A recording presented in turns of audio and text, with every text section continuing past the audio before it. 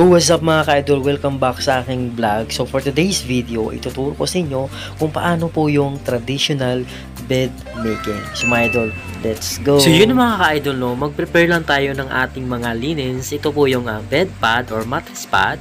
Tapos first sheet, right side up. Second sheet, wrong side up. Woolen blanket.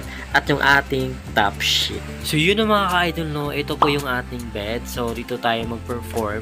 So take note mga ka-idol, no, kailangan yung gagamitin natin ay yung likod ng palad natin for hygienic purposes lang mga ka-idol. So yun mga ka-idol, no, yung unang ilalagay natin yung ating bed pad or yung tinatawag nating mattress pad. So meron po siyang garter po yan.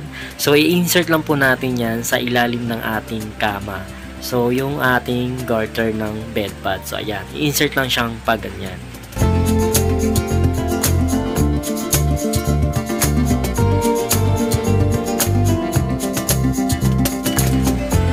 So, yung next na ilalagay po natin mga ka-idol, ito po yung ating first sheet na right side up. So, ayan po. And then, take note mga ka-idol, no, i-perform lang po natin ng fisherman throw para maganda yung paglatag ng linens natin.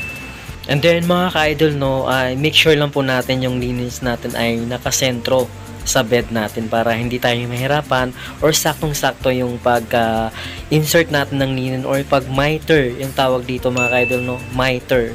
Ibig sabihin yung miter, yung pag-insert ng linen sa ating bed. So, yung tawag po dyan ay mitering. And then mga ka-idol, no, i-perform natin yung envelope design mitering. So, yung nakita mo sa edge, yun po yung parang envelope design. And make sure na naka 90 degrees tayo. So mga ka-idol, no, ito po yung outcome niya. So, ito po yung finished product niya ng pagka-miterin natin. So, ayan. And make sure natin na wala siyang wrinkles. And then next na ilalagay natin mga ka-idol, no, ito po yung second sheet na naka wrong side up po siya mga ka-idol. And then, perform ulit mga idol ng fisherman throw para maganda yung pagkalatag ng linens natin sa ating bed. So, ayan, make sure na naka-wrong side up siya mga idol. Ayan po, makikita mo siya dyan, yung level niya, ang level code ng linen. So, yun po yun na naka-wrong side up siya dapat. So, yun mga ka-idol, no, i-double check natin yung ating second sheet na naka-wrong side up talaga siya. So, ayan. So, malalaman mo na talaga yung mga ka-idol, no, na naka-wrong side up niya sa base po sa tahi ng linens. So, ayan. So, next na ilalagay natin mga idol yung ating woolen blanket. So, ayan. And then, perform ulit ng fisherman throw para maganda yung pagkalatag ng ating linens. Ayan. So, mag-a-adjust lang tayo dito ng 1 foot hand natin mga idol dito sa upper head ng bed. So, ayan po yung size ng 1 foot hand. So, ayan. Para may allowance siya para sa ating pillow. So, ayan. So, yan po yung sukat niya. So, ayan. Ayan. So, yan po yung tinatawag na 1 foot hand. So, ayan. So, yung next na ilalagay natin mga ka-idol yung ating top sheet linen. So, ayan. So, ayan po yung ating top sheet linen para siya po yung magsisilbing cover sa ating blanket. So, ayan po yung mga idol, no. Maglalagay tayo ng 1 inch. Tapos, i-fold lang po natin dyan ng twice yung ating second sheet linen na naka-wrong side up.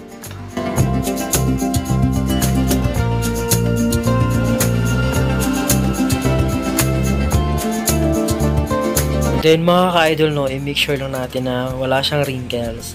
And then saka nating i-miter, ipasok yung sobrang linen sa ilalim ng ating bed. So ayan po yung tinatawag na mitering. So ayan. And make sure na wala siyang wrinkles.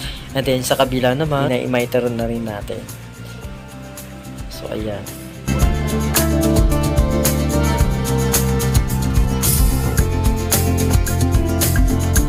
Pagkatapos natin i-miter yung ating mga linens mga ka-idol, no, so i-make sure na natin na wala siyang wrinkles dito sa may bandang sa foot side. So medyo hatakin lang po natin yung sabay-sabay yung mga linens para wala siyang wrinkles, saka maganda siya tingnan, saka malinis siya. So ayan. So yan, i-miter na rin natin dito sa bandang foot side ng sabay-sabay na. So ayan. And make sure mga ka-idol no, na maganda yung pagka-miter natin at mahigpit para wala siyang wrinkles kagaya nito.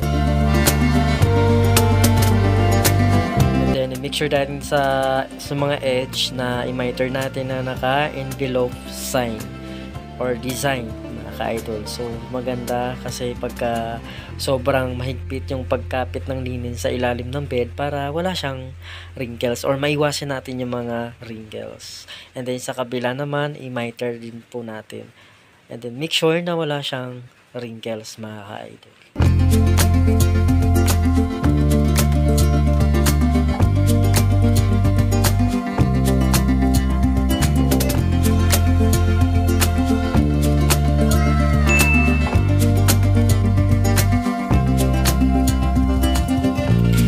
Yung next na ilalagay natin mga idol yung ating pillow, saka yung dalawang pillow cases.